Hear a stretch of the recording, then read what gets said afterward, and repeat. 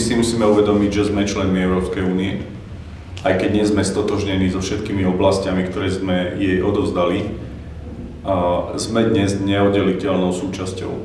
A ukazuje sa na tejto kríze, že niekedy záujem NATO môže byť nadradený záujmu Európskej únie. V západných štátoch Európskej únie vzniká debata o vlastnej bezpečnostnej zložke.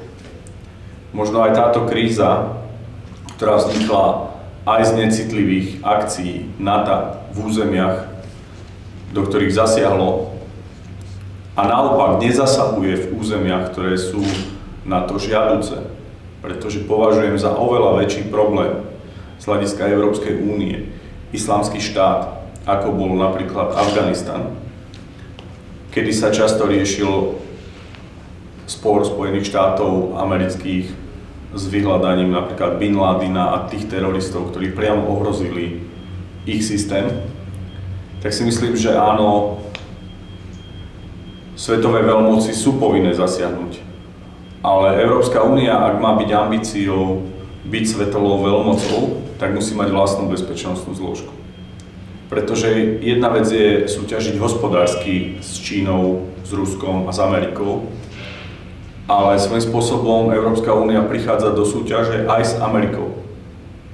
Či už sú to transatlantické zmluvy, alebo sú to rôzne vzťahy Spojených štátov amerických a Európskej únie, prichádza aj veľa oblastí, ktorých dochádza k rozporu záujmu Európskej únie a Spojených štátov amerických.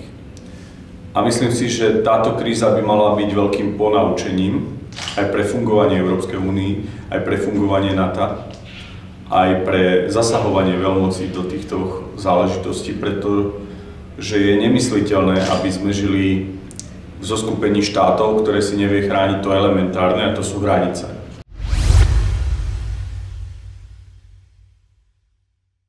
Vieme, že členmi NATO je Turecko a najsilnejšiu armádu v NATO má Turecko a súčasne Grécko. Často sa hovorí, že ten samotný dlh Grécka vznikol práve z budovania gréckej armády. Tak je až komické, že cez územia, kde je najviac vojakov, dokonca najväčšia tanková divízia, taká ako majú Rusi, dokážu ľudia s mobilmi vnikať na územie Európskej únie. A ono, keď nevidíte toho utečenca priamo, bezprostredne, ako sa dá, povedzme, na diaľnici do Viedne, kedy naozaj sa mi stalo, že som išiel so synom a otec to je čo, tak sa vás to tak nedotýka. Pozeráte televízor, vidíte, ako prenikajú cez Maďarsko, ako sa nás to teda nedotýka, lebo aj, prepáčte, vyjadrenie našich politikov typu v letných mesiacoch, že však sa nič nedeje, veď oni aj takto nebudú bývať. Ale veď nebojte sa, Slováci, my vás ochránime, veď oni aj tak odídu, ale tak keď odídu na územie iného európskeho štátu, tak potom sem prídu ich deti. A predsa tá populačná vlna musí mať nejaké rozmedzie. Problémom Európskej únie je naozaj to, že oni majú šialené sociálne systémy v západných štátoch a oni radšej dorovnajú životnú úroveň, aby mali pokoj s prisťahovalcami, ako by mali stierať životnú úroveň a rozdiely medzi nemeckým robotníkom a slovenským robotníkom. A tento sen sa nám znova týmto vzdialuje, ale myslím si, že práve to, že cez najsilnejšie armády, ktorými sú Turecko a Grécko, sa dokázal človek zo Sýrie dostať do Európskej únie mobilným telefónom. A prepáčte, niektorí, ktorí sú z Islamského štátu, možno bez jediného výstrelu vnikli na územie nepriateľského štátu pre nich, tak je to na zamyslenie, že zlyhávajú bezpečnostné zložky. Ja som hovoril, že zastaviť pirátske lode bez súčinnosti vojsk NATO alebo lodí NATO nie je možné. A nie je to znova nehumánne, pretože Bezpečnostná rada skúmala austrálsky model, kde dochádza k zachytávaniu pirátskych lodí, umiestňovaní ľudí mimo územia Austrálie, triedení ľudí podľa toho, či sú osoby zdatné a schopné preukázať, že boli politicky prenasledované a teda začať azylové konanie, pretože azylové konanie nemá chrániť ekonomického migranta, ale politicky prenasledovaného človeka. A teda naozaj žasnem, keď NATO nemá koordináciu. V čom inom by chcelo mať koordináciu NATO a funkčnosť, ak to nie je prvotne aj ochrana našich hraníc. Ak to nie je ochrana hraníc. A druhá vec je, že samozrejme, že aj štáty, ktoré sú členmi Schengenu, dostávajú obrovské peniaze na ochranu hraníc. Ja neviem, kde Gréci použili tie finančné prostriedky a čo s nimi kryjú, ale my si musíme každého utečenca na svojej východnej hranici zachytiť, postarať sa, ošetriť.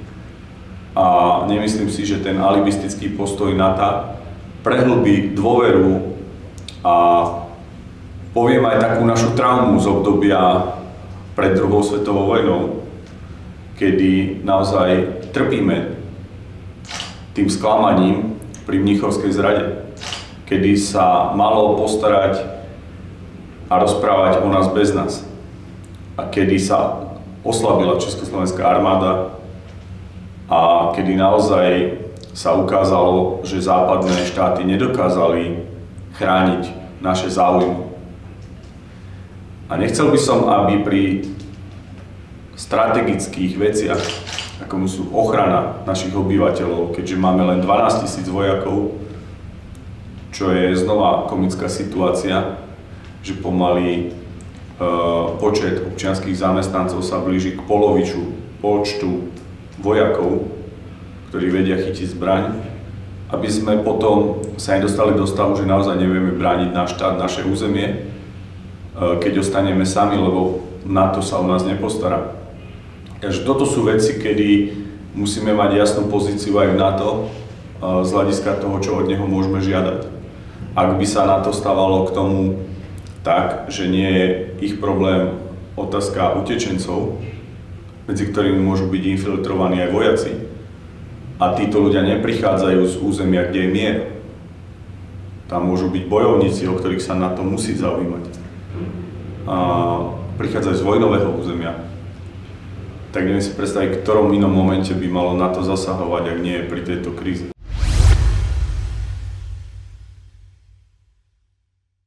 Ja mám niekedy pocit, keď som pozeral Matrix, že nerozumiem tomu filmu. Čím som starší, ako keby som začal žiť v Matrixe a nerozumiem niektorým veciam. Prepáčte, nerozumiem, že v slovenskej kasárne strážia bezpečnostné služby súkromné. Nerozumiem. Nikdy to nepochopím. Keď štát vynakladá milióny eur ročne na ochranu kasární, kde boli vojaci, a starí vojaci vyslúžili, nemajú prácu. A my platíme súkromné bezpečnostné služby, ktoré strážia areály vojenské. Nerozumiem. Nerozumiem, keď si štát prenajíma od súkromníka budovu, aby tam bolo ministerstvo. Nerozumiem.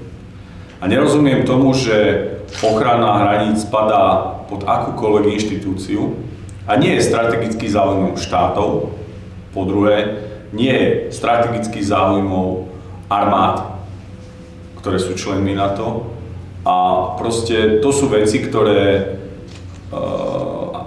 asi aj nepotrebujú komentár. A nechcem Frontex porovnávať so súkromnými bezpečnostnými službami, pretože je to inštitúcia, ktorá je zriadená Európskou úniou. Ale chcem len podotknúť, že Európska únia je tak predimenzovaný administratívny celok, dinosaurus, nefunkčný, že znova sa len ukazuje inštitúcia na inštitúciu, úradník na úradníka, tlmočník na tlmočníka, šialené podmienky pracovné, ale v konečnom dôsledku nefunkčnosť, pretože tie hranice nie sú strážené. A vyjadrenia našej vlády, ktoré ma osobne sklamali napríklad pri väzňoch z Guantanama, keď sme dovezli najviac väzňov z Guantanama ako ktorýkoľvek štát, mi pripomínajú pri vyjadrenia o kvótach. A chcel by som sa mýliť, ale už dnes na území Slovenska je takmer 600 utečencov. Minimálne 400 v Gabčíkove, ktorí žiadajú azyl, a je jedno v akom režime.